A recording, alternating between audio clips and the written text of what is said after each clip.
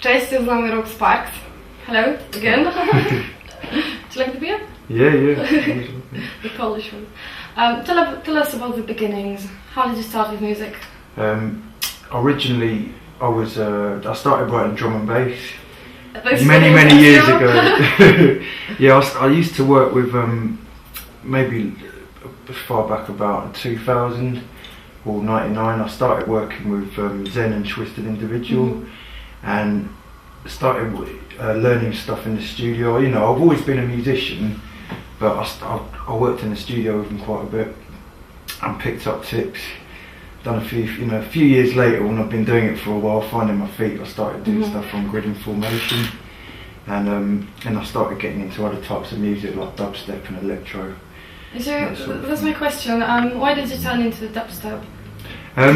Well, I heard some of the early Digital Mystics tunes in about 2004, and I liked the sound of it. I started doing a little bit of that sort of music back then, just to test the waters a little bit, but as the scene progressed and I saw it wasn't just a flash in the pan, I jumped on the bandwagon a little bit. But no, I really like the music, because it's, you know, with drum and bass, it's gone off on a tangent, and it's very different now from what it was like in, I mean, there's lots of different styles of drum and bass, but it's different from what it was like in the 90s, and you got a lot more creative freedom in dubstep, so I was like, yeah, you can pretty much fit any style of music into dubstep within dubstep sort of thing.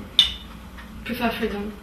Yeah, I'm more into dubstep now. I still do a bit of drum and bass. I've just started, got a few things in the pipeline that I'm working on. Got some stuff on Subject 13's label Vibes, and yeah, doing some stuff with some other labels. I'll have some stuff on Grid as well, probably in the not too distant future. I know that you've spent some time in the studio instead of playing recently. Yeah, I spent a year doing my album. So I was actually working at the time, so it was hard to get the DJing in there as well. But yeah, I spent the best part of a year writing the album, not helped by the fact my computer was busted for 3 months and didn't work properly. But once I got the computer sorted, it was, you know, proper putting the hours into it, and I got that mastered recently at Metropolis by Stuart Hawkes, so it's sounding pretty nice. And what are your future plans?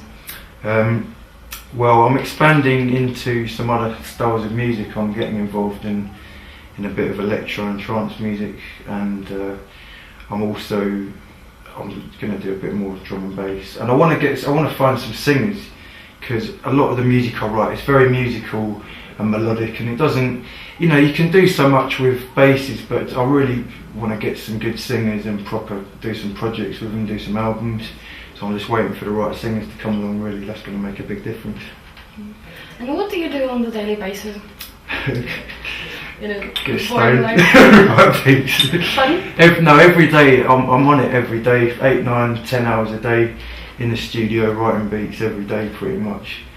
I'm on it all the time. Do you listen to anything else but the club? Yeah, I listen to all sorts. Listen to a bit of dub music, dub reggae classics, a little bit of just trying to think. 4/4 stuff. I like Trent Muller, Audio Jack, Mini Log. A lot of the sort of electro music, not the cheesy stuff, but the stuff that's a bit deeper than that. What else? Yeah, just a lot of dubstep. So do you find your inspiration in that? Yeah. A lot of the tunes that I write, they're not usually inspired by this. Mostly it's inspiration from other genres, especially on the album. I mean, there's a tune on there that's like speed garage sort of tune, speed garage mixed burial sort of thing, and then there's other stuff that's like a drum and bass influence. I know you travel a lot, don't you? Yeah. So, I will be travelling a lot more. Okay, so about the future, what are your future plans concerned with travel? I want to get over the other side of the pond, get over America. Just so hopefully that'll happen in the not too distant future. Maybe like, I don't know, somewhere like Japan or Australia would be nice, you know. Somewhere as far away from the UK as possible. Yeah. And what's the best venue you've ever played at? Oh, I've not played it that many, to be honest. I played at Valencia in 2005. Can't remember what the club was called, but yeah, it was about 400 capacity. That was a good gig. Yeah, it's a good vibe there.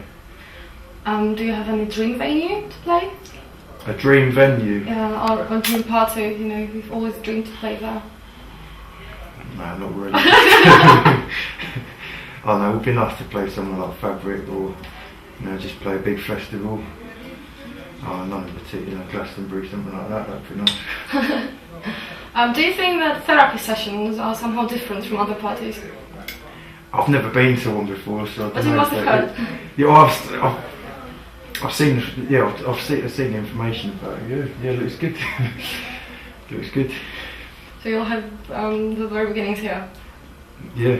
First therapy sessions in good sense. Yeah, I don't really. I've heard you've been to Poland, but Yeah, not to play. I just was out here visiting and in Krakow a few years ago with my dad. Yeah, just went around getting. I've pissed. also heard that you especially liked some Polish food. Yeah. I know it's a bit wrong, but that when you got the bread and your lard with meat drippings in it and the gherkin as well, and you've had a few drinks, that just, you know, it's like, it shouldn't taste good, but it tastes. I like it. I'm gonna get some of that today, actually. Yeah, Cool. it's nice. I also hope you like the party. Yeah, so do I. So we'll see you later. Cool. Thank you very much. Cheers. Thanks.